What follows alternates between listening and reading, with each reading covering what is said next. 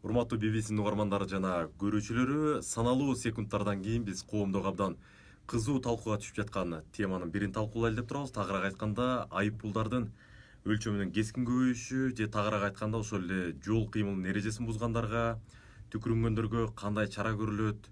Бул үмүт же болбосо ушул мыйзам өзүн өзү актап кете алабы, же ушундай эле талаш талкуунун чордонунда тура береби деген маселени талкуулайбыз. Андыктан биз менен бирге болуңуздар. Саналуу секундтан кийин баштайбыз. Да бир жолу амандашканда эфирибизди баштай берели. Урматтуу радио угармандар жана көрүүчүлөр, бүгүн биз айып пул элди тартипке чакыра алабы деген теманы коюп атайын ушул өзгөрүүлөрдү талкуулаган турабыз. Ал үчүн биз студияга да тиешелүү адамдарды, адистерди чакырдык. Жыл жаңыргандан тартып эле түкүрүүгө, жол кыймылынын эрежелерин бузууга айып кескин көбөйдү. Бул жакшы дегендер менен катар эле тескерисинче мындан өткөн мындай тескери иш болбойт, бул өкмөткө аброй алып келбейт, жалпы эле бул укмуштай бир шылдыңга каала турган иш деп талкуу сындар күчөдү. Ошондон улам ушунун күнгөй тескейин талкуулоо үчүн Ички иштер министрлигинин жол кыймылынын коопсуздугун камсыздоо башкармалыгынын жетекчи орун басары Иманалы Саркулов агайыбыз менен коомдук ишмер Этилип Байсаловду чакырып отурабыз. Эдил ага, алгач сизден баштасакпы? Менимче Иманалы агабыздан баштаганыбыз оңго. Мына буга чейин дагы бир канча телеканалдарда, массалык маалымат каражаттарында талкууга катышып келдиңиз. Деги эле түкүрүк маселесине сиздин жеке пикириңизде коомдун реакциясы кандай болуп жатат деп ойлойсуз? Менин чынын айтканда бул жерде жалпы баягы укуктук соттук реформанын алкагында бир топ мыйзам долбоору буга чейин кабыл алынып, азыр эми мына ишке киришип атат. Анан жалгыз эле ошо баягы 3 томдон турган мыйзамды карап атып бир түкүрүккө баа берген менимче туура эмес. Ошон үчүн жалпы концепция менен ошонун баардыгын уже карап көрөлү дагы. Анан эми бирок чынын айтканда ошо коомчулукта азыр аябай катуу талкуу жаратып атат, чын эле түкүрүк. Анан жол кыймылына тиешелүү маселелер, буга дагы мен азыр өзүнчө токтолуп берем. Эмне себептен бул баягы өзгөчө маанилүү болуп аткан оюнча. Себеби дегенде анын дагы баягы мындай бир биз толук кандуу анализ кылып карап көрдүк. Анын дагы баягы бир өзгөчө бир маанилүү бар. Качан карап көрдүңүздөр муну?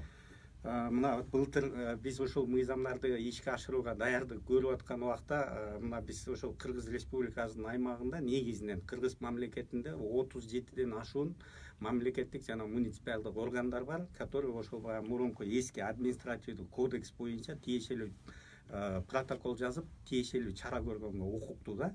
Анан кийин жанагы бузуулардын бирдиктүү реестри деп туруп, ошону баягы түзүп даярдап атканда бир жылда канча административдик укук бузуу катталат экенин тактадык. Бир жылда 1.200.000 укук бузуу катталат экен ошо административдик жааттачы. Ошонун ичинен 800.000 же болбосо ошо 60% бул жол кыймылынын коопсуздугуна байланыштуу. Ал эми калган уже 40% бул дээрлик уже башка тармакта, бул эми баягы алдагы көп тармакты камтыйт.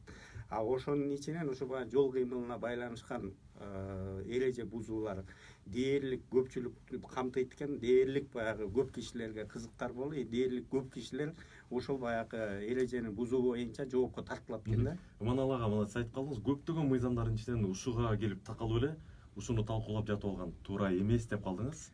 Сөзүңүзгө эгер мындай талдап комментарий бере турган болсок, коом анда талкуулабашы керек беле? Жок, коом талкуулаш керек, сөзсүз түрдө. Себеби дегенде талкууда сөзсүз түрдө баягы бир ортодогу дагы может күчүлүштүктөр, кемчиликтер жана анча-мынча оңдой турган нерселер дагы чыгышы мүмкүн. Мен дагы айтат элем, мына дүйнө жүзүнүн практикасында деле идеальный законду бир да мамлекет ойлоп тапкан эмес. Сөзсүз түрдө баягы мыйзам эмес, конституцияларга чейин да өзгөртүү киргизилип атат да.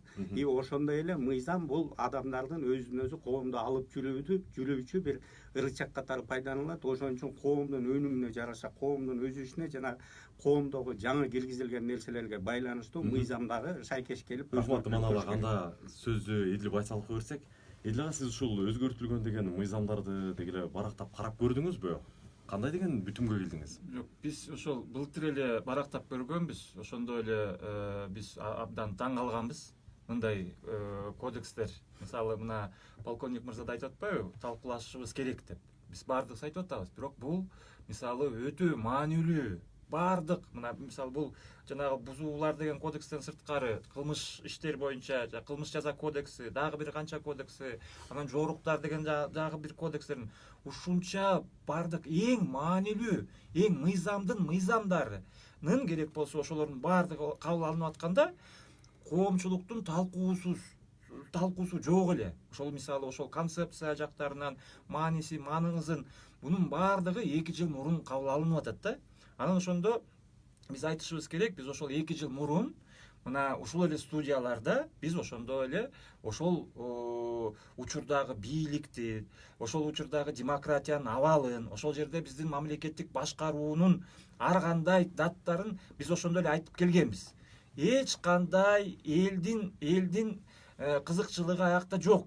Элден тышкары ушунчалык өзүн билемдик, кандайдыр бир зордук зомбулукка эле ушунчалык жанагы жаш шабагыр деп эле айтам мен. Жаш шабагыр деп эле кыздар, балдар 7-кабаттарда биздин мамлекетибиздин тагдыры менен мыйзамдарын өзүнчө оң колу менен эмес, сол колу менен, сол буту менен жазып калган убакыт болуп калган. Мына ошонун кесепетин мына биз азыр көрүп атабыз. Бул мыйзамдар 2 жыл мурун жазында 2017-жылы кабыл алынып атат. Анан негизги мына азыр албетте мына азыркы учурда биздин ички иштер министрлигинин өкүлдөрү, мисалы катардагы мына полковниктер келип ошол үчүн эми жооп берип атат. Же болбосо азыркы өкмөт, же азыркы президентибизге бүт нааразылыктын баардыгы ошол жака даректенип атат да. Бирок бул туура эмес. Бирок албетте биз былтыр эле айтканбыз баягыдай буну токтотушубуз керек. Бул мыйзамдар Эдил мырза дал ушул жерден юридикалык жактан алып караганда 1-январда күчүнө кирет дегенге чейин сиз айткандай токтотуп кое алат беле? Ошону мына мисалы азыркы эле президент Жээнбековдун тегиреги ошол эле баягы эле балдар өздөрү жанагы Исааков же Индира Жолдубаевалар кеткени менен ошолордун желдеттери, ошолордун шакирттери ошол эле мурунку сөздөр менен эле баягыдай эле бир туура эмес, компетентсиз иштердин баардыгын улантып атышат. Ошол бул негизги маселе, бул жерде компетентсиздик болуп атат да. Анан азыркы деле өкмөт, азыркы деле президент бунун баардыгын карап чыгышыбыз керек. Бирок акыйкаттык үчүн биз муну мурунку бийликтин мына кесепети катары кабыл алышыбыз керек.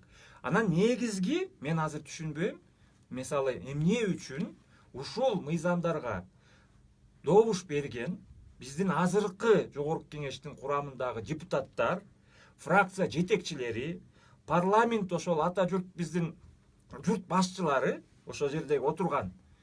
Алар тойлордо угабыз аларды, дагы башка жерде көрөбүз. Эмне үчүн ушул мыйзамдарды бизге асмандан келген жери жок да? Же жанагы Индира Жолдубаевалар жазган же тигил жанагы эксперттердин мыйзамдарын талкуулабай туруп эле ошол жерде бир добуштан бекитип берип атышкан депутаттар саясий жоопкерчиликти тартышы керек. Ушуга жооп беришибиз керек. Анан биз коомчулук азыр түшүнүшүбүз керек.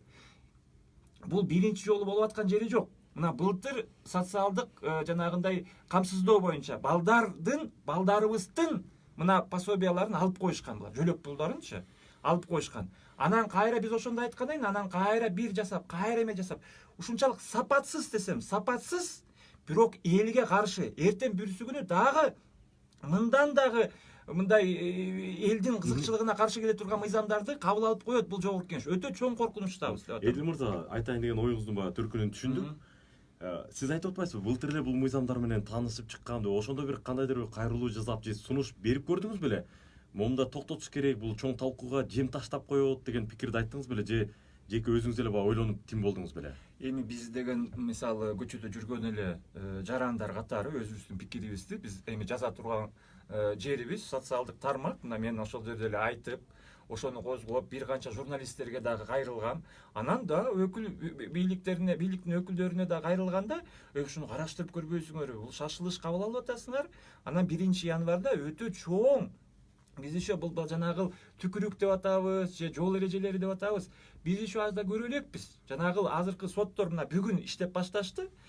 Сот, прокуратура, милиция, КГБсы жаңы жаза кодекси жана жаңы жаза процессуалдык кодекстер менен иш кандай алып барышат, эртең кандай өкүмдөр чыгат, бул башаламандык еще баштала элек. Дагы еще сөз берейин. Анда темадан алыстабай туралы. Ыманалы ага, сиз кандай ойлойсуз коомдо мына ушул жол кыймылыныкын баягы өзүнчө алып караганда түкүрүү маселесинде олуттуу маселени талкуулап жатышабы же жеңил желпи нерсеге талкуу күчөп кеттиби, кандай деп баа бересиз өзүңүз? Эми мыйзам чегинде белгиленген нерсенин бүт бардыгы эле жеңил желпи деп айтканга болбойт. Бул жалпы бардык ушу жарандарга тиешелүү, бардык жарандарды аткара турган маанилүү нерсе. Анан ошонун ичинен тигини бөлүп же муну карап койгонго болбойт. Бирок ошол эле убакытта бул эми ошол түкүрүк же болбосо жол кыймылына байланыштуу маселелер баягы резонанс жаратып атат деп атабыз. Бирок мен айтат элем, бул ушул мыйзамдардын эң башкы башаты 2014-жылы эле ошо соттук укуктук реформанын алкагында указ жарыяланып, ошол кезде эксперттик группа түзүлүп, андан кийин ошо мыйзам долбоорлорунун бүт бардыгы тиешелүү баягы сайттарга да илинип, коомдук талкуулоого да чыгып, ошондон кийин мына уже депутаттар 2017-жылы кабыл алып, февралда бул кол коюлган 2017-жылы. Анан бүгүн уже ишке киришет дегенде, анан кийин биз анан кийин баягы ызы чуу кылып атабыз да. Сөзүн тамам эле бул буга чейин эле даяр болчу. Мунун бүт бардыгы тек гана ишке кирди деп атасыз, бул күчүнө кирди. 1-январь 2019-тан баштап күчүнө кирип атат. Кабыл алынганы февраль 2017, бул боюнча иш негизинен 2014-жылдан бери эле башталган. Ошондон бери эле бул уже мындай күндөн күнгө баягы талкуу менен да жана башка тиешелүү процедуралар менен келе жаткан иш болчу да. Макул, ошол баягы талдап сиз айткан процедуралар жасалып, бирок коомго бул жетпеген сыяктанат да. Анткени баары январдан тарта эле билгендей болуп жатпайбы? Өкмөт түшүндүрүү иштерин, алдын алуу дегенди жазадыбы? Кандай деп ойлойсуз? Мисалы ошол эле түшүндүрүү иштерин, талкууларды, балким роликтерди тартып, ушул маселелер жүргөнбү, чечилгенби? Жана ошол мыйзамдар күчүнө киргенге чейин эле бардык жерде мына отурумдар болду, тегерек столдор болду. Жетире салда ошол тегерек столдордо ушул маселе, тагыраак айтканда, ушу түкүрүүнүн бир эле мисалы түкүрүүнүн айыбы 5500 сом болот деп талкуу чыкты беле ачык? Ал жерде эми могул айтып атпаймынбы, мен ушу бузуулар кодексин ала турган болсок 268 статья бар. Ошону бирөө түкүрүк болуп атат да. Анан ал жерде эми отуруп алып ошо 268 статьянын бардыгын талкуулабадыбы мен билбейм. Бирок ошол кезде ошонун бүт бардыгы эле ачык жарыяга чыгып туруп, ошондо эле бүт бардыгы сынга коюлган болчу. Бул боюнча могундай баягы кылмыш болсо бул мындай болот, уголовный кодекс боюнча, бузуулар жөнүндө кодекс боюнча мындай болот, жоруктар жөнүндө кодекс мындай болот деп, анын бүт бардыгы буга чейин эле общий талкууларга коюлуп, бүт бардыгы уже жерлерде, социалдык тармактарда да бул боюнча байма-бай информация чыгып турган. Көзөмөл органы катары сиздер негизи ушундай реакция болот деп күттүңүздөр беле? Эми чынын айтканда реакция болот деп биз күткөнбүз. Себеби дегенде мына биздин кызмат, мен жана эле айтып кеттим, бир жылда дээрлик 800 миллионго жакын ошо жол эрежесин бузууларды биз каттоодон өткөрүп атабыз. Ошого байланыштуу мындай болоорун эми мынчалык деңгээлде болбосо да, бул сөзсүз түрдө Кыргызстанда жүргөн ар бир жаранга уже сөзсүз түрдө кандайдыр бир баягы тийиштүү болот деген бизде божомол бар болчу. И ошого катар биз деле буга алдын ала даярданып, мына былтыр деле жылдын акырына чейин биз мына бардык жерде айтып келаттык. Мына эмки жылдан баштап жол жүрүү эрежеси өзгөртүлбөйт, бирок ошо жол жүрүү эрежесин бузгандар боюнча баягы чара көрүү маселеси түп тамырынан өзгөрөт. Ошол эле убакта мына айып пулдардын суммасы, баазы дагы башкача болот. Бирок ошол системага дагы келишип, мына 1-январдан баштап биз мурункудай айдоочулук күбөлүктөрдү албайбыз. Мурункудай баягы именно айдоочу менен Азыр бул маселеге өзүнчө кенен токтололу. Эдил мырза, мына социалдык тармактарда талкуу абдан күчөп жатат.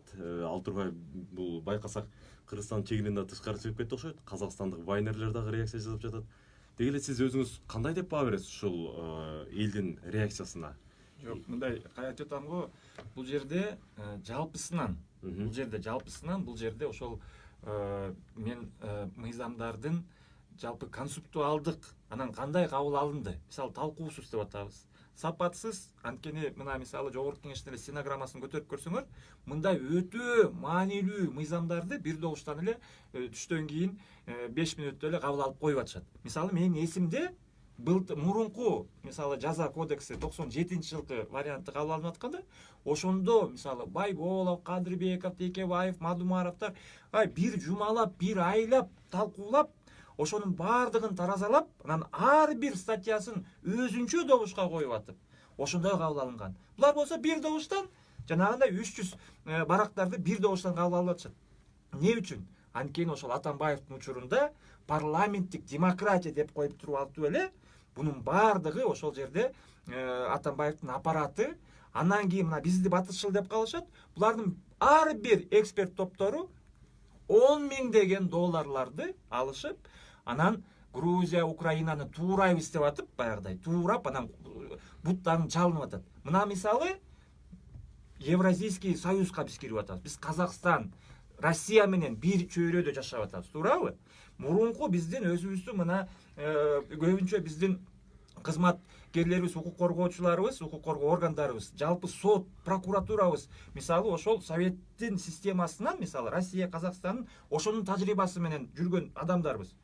Анан бир заматта ошонун баардыгын чийип салып, биз тетигил бир батыш ОБСЕ проондорду туурайбыз деп туруп, талкуулабай, бул кишилер менен кеңешпей, биздин алдыбызга салбай, анан өзгөртүп салып атышат. Бул эмне деген чыккынчылык? Өтө шашылыш, Өтө шашылыш, чийки, сапатсыз, дүңүнөн, анан кийин өтө маанилүү суроолорду бир заматта бонтуп эле анан гуманизация деп атышат да. Гуманизация деген биз ага каршы эмеспиз. Мисалы биз ага каршы эмес. Бир канча прогрессивдүү, бир мисалы колдоого алчу мисалы бар. Бирок бир заматта алып койгондо туура эмес. Анан ушул жерде мен дагы бир жолу айтып коюшум керек. Саясий жоопкерчилик ушул мыйзамдардын бир эле бул эми мына мисалы ушул эле кодекстин атын байкап көрсөңүздөр. Мурунку учурда административдик кодекс болчу. Административных правонарушений деп. Административдик кодекс. Россияда да административдик, Казакстанда административдик. Бизде эмнегедир бул килеген Наполеон Бонапарт сыяктуу ойчул просто дүйнө жүзүндө биринчи жолу бузуулар деп атат. Бул эмне? Молтур тигинесе жоруктар экен, проступки. Бул эмне деген бузуулар? Эми мыйзам бузуулар десе да болот эле го. Бузуулар боюнча кодекс. Эми ушул жерде мына кыргызча туура эмес жазылып аткан мына сапатсыздыгын байкаңыз ушул эле жерде. Жүрүктө ички иштер министрлигинин өкүлү катары айтсаңыз ага, мына кечээ күнү эле жогорку кеңештин тосмосунун жанына келип, бир жаран түкүрүп, ал тургай ал үчүн айыппул төлөөгө даяр экенин айтып, андан соң кармалып түшүнүк кат жазганын айтып чыкты. Соңку окуя кандай болду ушул боюнча? Сиз кабарыңыз барбы же жокпу? Эми бул боюнча мына ички иштер органдары мыйзам күчүнө кирди. 1-январдан баштап мыйзам күчүнө кирди. Биз аткаруучу бийлик катары ошол күчүнө кирген мыйзамды так жана толук аткарылышын көзөмөл кылышыбыз керек жана башкалардан талап кылышыбыз керек. Бул биздин милдетибиз.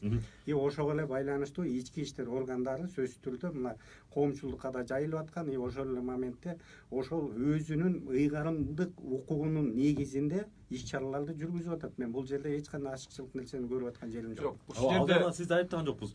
Бирок талкууга абдан жем таштаган дагы бир маселе айыппулдун өлчөмү жөнүндө кеп болуп атат окшойт. Ушу түкүрүү маселесинде. Айыппулдун өлчөмү боюнча мен чынын айтканда буга жооп бере албайм. Бул боюнча ошол эксперттик топ, ошол жанагы иштеп чыккан адамдарга чынын айтканда бул жерде негизинен ошолорго көбүрөөк сурооду бериш керек го дейм да. Анан жол эрежеси боюнча айтыла турган болсо, например, мен деле айтам, жол эрежелерин бузуулар боюнча анча-мынча мүчүлүштүктөр бар. Биз мына азыркы күндө жогорку кеңешке талкуулап туруп бердик азыр. Түкүрүк боюнча Абдыбек. Кетиресиз 1 мүнөт. Аткаруу бийлигинин орган аткаруу бийлигинин өкүлү катары сиздер ушул мыйзамды жүзөгө ашырууда, анын ишке ашышын камсыз кылууда биз могул маселелерден кыйналып жатабыз деп сунуш бересиздерби сиздер? Беребиз. Обязательно ал жөнүндө сөзсүз түрдө биз дагы уже сунушубузду беребиз. Бирок сунушту берип, анан убактылуу токтотуп коюуга болбойт. Ички иштер органдары бул боюнча толук кандуу сунуштарын даярдап атат. Буга чейин дагы мына биз өзүбүз ушул мыйзам күчүнө киргенге чейин эле бир топ топтомдорду даярдап, мына ошол бузуулар кодекси боюнча жол кыймылынын коопсуздугу боюнча негизинен биз 24 статья боюнча сунушубузду берип, азыркы күндө жогорку кеңештин кароонда турат. Ошон үчүн баягы ички иштер органдары же аткаруу бийлиги бул боюнча эч нерсе кылбай отурду дегенге мен уже кошула албайм. Себеби дегенде биз дагы өзүбүздүн ишибизди жасап Бул жерде ошол былтыр саясий ката кетирилген, дагы бир жолу ката кетирилген. Бул кабыл алынышы бир. Эми мурунку өкмөт деп атабыз, мурунку жанагы президент деп атабыз. Бирок былтыр саясий катачылык келтирилген. Бул өкмөттүн, азыркы президенттин мойнунда. буну моюнга алыш керек. Анан жооптуу ошого жооптуу кызматкерлер албетте иштен кетиши керек. Ак үйдө болобу, көк үйдө болобу. Анткени булар мисалы биз көргөнбүз коомчулук өтө чоң чачыбызды тик тургуза турган, например, мисалы катачылыктар кетип калган. Бул кызматкерлер да көргөн. Бирок саясий чечим кабыл алынган, мораторий киргизебиз. Эч кандай жанагындай катачылыктарды оңдоо боюнча былтыр 1 жыл бою ушулардын баардыгын оңдоп тактап, кээ бир жерлерди өзгөртүп коюуга мүмкүнчүлүгүбүз бар эле 1 январга чейин. Анын баардыгына мораторий киргизип койгон. Мен ушул жерде мүмкүнчүлүктөн пайдаланып, мына милициянын полковниги отурат. Мен башынан эле мындай деп атабыз да, мына түкүрүк деп плевание деп жазып коюшуптур да. Эми орусча плевание деген сөз жок. Плевание деген сөз жок. Эми мен бул жерде айтып коюшум керек. Плевание мурун эле, мисалы мурун эле, буга чейин эле мыйзам бузуу, мындай, например, нарушение, правонарушение административный кодекси боюнча хулиганствого, мисалы ошол жерде какырып түкүрүп атса, милиция өтүп кетпейт. Аякка барып айтат. Мисалы, сен түкүрүнбө, какырынба, коомдук тартипти бузба, башка кишилерге ар кандай жанагындай нааразычылык тудурба деген, бул мурун эле, мисалы, например, биз аны комментарийге жазып коюш керек. Ошол эле административдик жаза кодекстеринде комментарийине же болбосо, мисалы, коомчулук, мисалы, түкүрүк проблема катары, например, президентибиз, депутаттарыбыз коомдук пикир болуп атса, ошол эле комментарийге же болбосо министрдин эле буйругу менен, мисалы, жалпы личный составка жеткирилет. Баланчадан баштап, жанагындай түкүрүгүн какыргандарды оңдойлук, тартиптүү бололук, маданиятыбызды жогорулаталык. Ошон үчүн кандайдыр бир чараларды көрөбүз. Мисалы, аны мелкий хулиганство катары ошону штраф 150 сомбу, 1000 сомбу ошону сала тургула. Жөн эле эскерте турган болсокчу, эскерте турган эле болсок, мисалы, милициясы болобу же башканысы болобу, анын эле чечип коюуга мүмкүнчүлүгүбүз бар. 5,5 миң сомду ошого жүктөп коюу, бул анан плевание деп жазып атышат. Мисалы, анда мага суроо. Мен силерге суроо берем. Болуптур, плевание мыйзам бузуу болсун. Аны эми баарыбыз түкүрбөй калдык. А көчөдө жанагындай башка, мисалы, коомдук тартип, хулиганство, башка формалар бар. Алардын баардыгын жазып чыгышыбыз керекпи, мисалы? Же алар мыйзамдуубу, мисалы? Же аларды, мисалы, эмне жөнүндө айтып жатасыз? Тагыраак. Эми, мисалы, ар кандай уят иштер бар. Мисалы, көчөдө жасай турчу. Түкүрүктөн башка, мен аларды айтпай эле койгон, түшүнүп турабыз. Ал эмне мыйзамдуубу? А эмне үчүн ал жөнүндө жазган жокпуз? Мисалы, понимаете, логикасы жок. Бул мыйзамдын, ошол мыйзамды жазган кишилердин өздөрү эч качан, мисалы, участковый болуп иштеген эмес, инспектор болуп иштеген эмес, прокурор, сот болуп иштеген эмес, жөн эле туруп каалагандарын жаза беришкен. А жогорку кеңеш буну бекитип, мурунку президентибиз кол коюп берип койгон. Анан ушунун баардыгын анан мына 1 январда акыйкаттык орнойт деп жарыялап анан жатып калганбыз. Эми түкүрүүнүн маселесинен көбүн эсе көңүлүбүз ушул жол кыймылынын коопсуздугуна, жол эрежелеринин бузулушуна, андагы кескин көбөйтүлгөн айыппулдарга бурсак, айыппулдар жөнүндө ушу жол кыймыл боюнча кандай дейтериңиз, Аманал ага? Эми айыппулдар боюнча айта турган болсок, негизинен билесиздер да, мына Кыргыз Республикасында акыркы 5 жыл дей турган болсок, мына эң пик 2013 жыл болчу. 1220 адам каза болгон жол кырсыгынан. Андан бери мына жылдан жылга жаңы программалар, жылдан жылга жаңы ыкмалар, жана башка ошо мыйзам жагынан дагы өзгөртүүлөрдү кылып келатып, быйылкы жылдын жыйынтыгы менен мына 700дөн ашуун жаран жол кырсыгынан каза тапты да. Негизинен баягы мурункуга караганда бир акыркы 5 жылдын ичинде 2 эсе азайды дей турган болсок, Кыргызстан үчүн 700 жоготуу бир жылда өтө чоң оор жоготуу. 10 миңдей киши жаракат алып атат, анын ичинен канчасы еще инвалид болуп атат. Ошолордун бүт бардыгы мына эске ала турган болсок, ошо машинеде жүрүп жаракат алгандар, каза болгондор, булар дээрлик жаш балдар же болбосо Кыргызстанга дагы өтө пайдасын тийгизе турган ал күчтөгү адамдар да. Ошон үчүн мен ойлойм, жол кырсыгын же болбосо жол эрежесин бузууду кескин түрдө мындай жөнгө салуу бул негизи бир эле Кыргызстан эмес, бардык эле мамлекет ошо менен күрөшүп келатат. мировой практиканы ала турган болсок, чынын айтканда биздин могу азыркы кабыл алынган мыйзамдагы айып пулдар дүйнөлүк башка мамлекеттерге салыштырмалуу бир топ арзан. Эми алардын баягы социалдык, экономикалык жана башка акыбалдарын дагы айтабыз деп айтсак болот. Бирок анын бардыгын эми салыштырып же болбосо кыла бербестен биз кыргыз элин дагы мындай ынтымакка эмес, ошол тартипти сактаганга дагы уже чакырышыбыз керек. Анан бизде дагы мен айта турган нерсе, биздин жарандарыбыздын бүт бардыгы тилекке каршы укугун жакшы билет. Азыр чынын айтканда баягы турмуш ошого баратат, тарбия ошого баратат. А бирок тилекке каршы укугун билгенден ар бир адам милдетин да билиш керек. Ошо мамлекетте өзүн кандай алып жүрүш керек.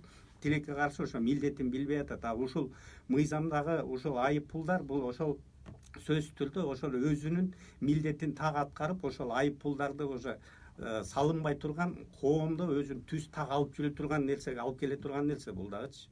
Ошон үчүн аны да эске алышыбыз керек. Манал ага, сиз буга чейин айтып калдыңыз, ушул жол кыймылына келгенде мен өзүм да бир айрым кемчиликтерди байкап жатам деп.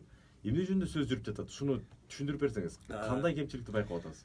Мына негизинен айта турган болсок, бул жерде биз жол кырсыктарын жыл сайын эле талдап, күн сайын талдайбыз да. Анан дээрлик 33дөн 38%га чейин жол кырсыгы бул жол эрежесиндеги ылдамдыкты сактабагандын кесепетинен.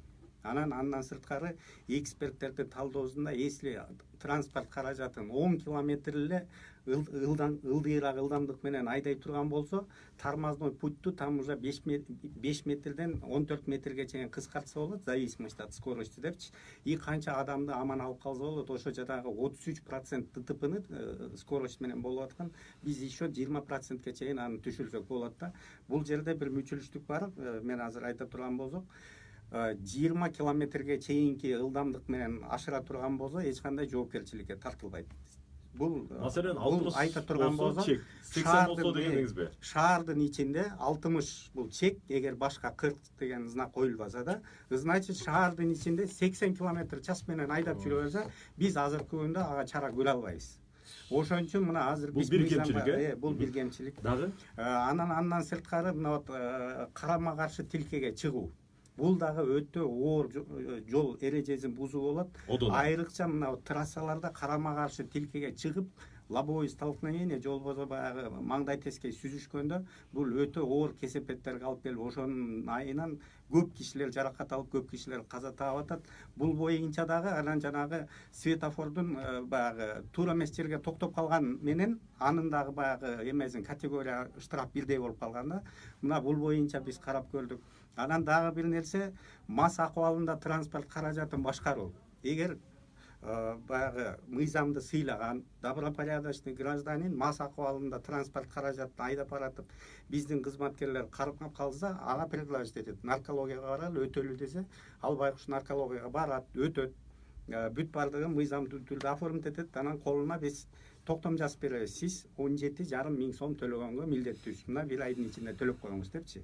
Андан сырткары ошо коомдо мына өзүн түз алып жүрбөгөн, эрежени бузган адам болсо, ал мен наркологияга баргандан баш тартам.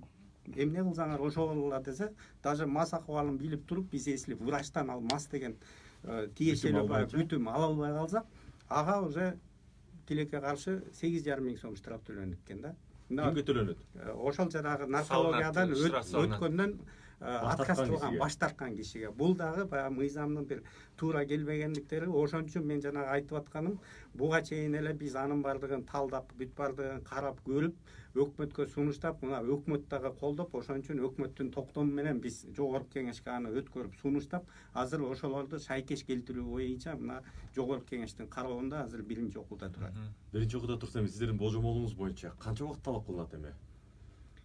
Эми муну оңдоп түзөө боюнча бул сурооду ошол мыйзам чыгаруучу органга бериш керек. Себеби дегенде алардын өзүлөрүнүн процедурасы бар, өзүлөрүнүн баягы убактылары бар. Ошон үчүн эми мен айтканым ал туура эмес болуп калат да. Эдил мырза, мына ушул жол кыймылынын коопсуздугун сактоо үчүн деги эле коррупциянын алдын алабыз, кызматкерлер өздөрү мурункудай пара албай калат деп айтылып жатат абдан. Сиз ушуга ишенесизби? Ынанасызбы? Механизмдер ошого мындай шайкеш келеби? Эми бул проблема албетте. Мисалы, анткени коррупцияны жоёбуз деп биз эми 20 жылдан бери күрөшүп келатабыз. бул мисалы күрөштү Атамбаев жарыялаган эмес. Аны Аскар Акаевич деле күрөшүп келген, Курманбек Салиевич деле күрөшүп келген. Мына азырдагы эң негизги улуттук идеябыз ушул коррупция болуп атат да. Анан албетте көбүнчө ушул нааразылык мисалы ошол эле жол эрежелери же жана айып пулдар боюнча бул көбүнчөсү ошол биздин мамлекеттик жанагы кызматкерлерибиз, ошолордун ичинде мисалы жолдо турган милиция кызматкерлерине ишенбестик көрсөтүшүп, анан биз эмес, муну өкмөт башчы, премьер-министр урматтуу Абылгазиев мырза дагы өзү ишенбей, анын бирок значит чечими булардын үстүнөн, ушул ГАИнин үстүнөн, значит тиги улуттук коопсуздук кызматынын кызматкерлерин коюшубуз керек экен да. Ар бирөөсүн аңдып, анан ар бирөөсүн ушул коррупцияны оңдоо боюнча рейд жүргүзүп дейт. Эми бул албетте буну менен дагы чечпейбиз эч кандай маселеничи. Мисалы азыркы учурда эми мына мыйзам өзү чийки. Мына жанагы айтып атат превышение скорости. Анан биз да ушул жерде мен мүмкүнчүлүктөн пайдаланып мен айтып коюшум керек. Мен деле жанагы кайгуулуу деген видеолорду көрүп калганда өтө нааразымын. Биздин айдоочулардын маданиятына. Бул эмне деген мамлекет? Мына мени мисалы токтотсо, же мен мисалы милицияны көрсөм, мен мисалы кадимкидей корком, баш ийем. И мисалы кандайдыр бир мындай эми алып барамда. Ал Кыргызстанда болобу, чыгышында болобу, батышында болобу, мамлекеттин өкүлү. Анын айтканы мыйзам. Понимаете, биз мыйзамдын буйругуна биз баш ийишибиз керек. Мен ушунчалык таң калам. Биздин жанагы бир балдар бар. Монтип жакалашып, керек болсо, башка жерде жакалашып көр, жакалашпай турмак, просто жанагындай баш ийбей көр. Камаласың.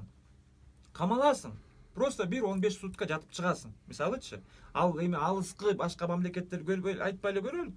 Мисалы, жал жерде Америкада атып салат керек болсо, полицейский. Понимаешь?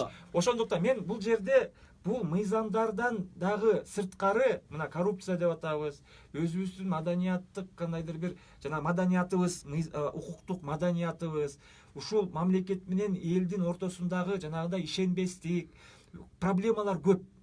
Бирок ушунун баардыгын жанагындай айып пулдарды көбөйтүп туруп эле, анан ошо менен же болбосо булардын үстүнөн КГБларды коюп, анан дагы чечип салган мындай бул жол менен биз чече албайбыз. Бул мындай бир дыкаттык, мындай бир жалпы башка маданиятты мыйзам менен өзгөртүп, оңой менен мындай эле бир заматта өзгөртө салабыз деген болбойт. Мен тилекке каршы. Мисалы, ушуга деле мен кызыктармын. Ушундан улам мисалы баардыгыбыз, мисалы азыр айтып атышат, мисалы ушул кодекс кабыл алынгандан кийин жалпы элдин баардыгы мисалы кандайдыр бир скоростьты соблюдать этип, эрежелерди мындай сактап калганга. Бирок ушул канча уланат, анан кийин эртең бүрсүгүнү кандай кайсы жагына кетет. Анан өзгөчө дагы бир суроо бар экен, мисалы, например, штрафтар боюнча мисалы. Эң көпкөн адамдар мисалы көп жанагындай эле өзүнү мисалы жакыр адам мурунку, например, таксичилерчи мисалы арак ичип алып айдабайт. Көпкөн бирөөнүн балдары жанагы жерде видеолордо чыккан жанагындай мен билесизби мен кимдин баласымын деген адамдар, алар үчүн жанагы 8.000 сом и даже 17.000 сом чепуха. Алар үчүнчү.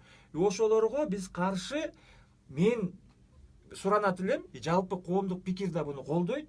Ошондой көпкөн акмактарга камалуу боюнча, например, чараларды, например, биз эметишибиз керек, күчөтүшүбүз керек болсо. Анткени айып бул ал жакырга катуу тиет, жакыр адамга, жакыр 5.000 сом, 10.000 сом таап атса, анан ошону 2 эсе көбүрөөк штрафка түшүп атса, жакыр элибизге катуу мындай чара көрүлдү. Сокколдот, бирок байлар үчүн керек болсо эртең 10 эсе көбүрөөк чыгып туруп, месага жанагы баладай мисалы 5.000 сом төлөп түкүргөн, эртең бүрсүгүн ушул тем более праваларын алып албаса, анан жанагындай подчиняться этишпесе, ушуларга керек болсо башка жерлеринен мисалы мен суранат элем, айып бул эмес. Жанагындай чараларды катуураак камаганга чейин биз барышыбыз керек. Мына көпчүлүк баягы жол кыймылынын коопсуздугуна келгенде туура болду, ушундай керек болчу деп жатканын байкап атабыз. Бирок ошол учурда муну комплекстүү карай турган маселе болуп атат да, бул бир эле баягы айыппул менен эмес, инфраструктураны дагы камтый турган маселе да. Мисалы, чийинден өтүп кетсе деп атат. Сиздер айта аласыздарбы, мисалы, жолдо баардык жерде чийин так даана көрүнүп турат деп. Эгер өтүп кеттик, мен байкаган жокмун, бул жерде чындап эле өчүп калыптыр деп талаш талкуу чыкса эмне болот бул жагы? Мен бул суроого да башкача жооп берет элем да. Мына сөзсүз түрдө бул айтып атпайсызбы, мыйзам ушу баягы жаңы өзгөртүүлөр депчи. Сөзсүз түрдө реформага же болбосо бир жаңыланууларга барышыбыз керек. 91-жылда Советтер Союзу кулаганда Кыргызстан биринчи ошол баягы эгемендүүлүк декларацияны кабыл алган элдин баардыгы айткан, бул элте каяка шашып атат деп. 93-жылы национальный валютаны сомду киргизип атканда да айткан, бул элте биз каяка шашып атабыз, биз аны оңдой албайбыз, бул жол менен кете албайбыз деп.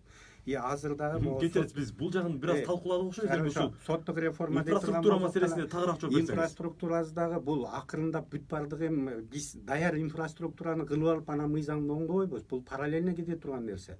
Азыр мына биз мыйзамды киргизип атабыз, ошол эле убакта ошо мыйзамдын талаптарын так аткарыш үчүн ошол эле жерде ошо жолдун ээси болгон муниципалдык бирикмелер да, мэриялар же болбосо айыл өкмөттөр, трассаларды айта турган болсок, транспорт жана жолдор министрлигинин да жоопкерчиликтери бар. Эгер ошолор жолду тиешелүү деңгээлде кармабаса, ошол тиешелүү жолду башкаруучу элементтерди, жол белгилерин, жол чиймелерин жана башка коопсуздук маселелерин тиешелүү деңгээлде карабаса, аларга да жоопкерчилик каралган. Ошон үчүн мунун бүт бардыгы комплекстүү түрдө чечилет.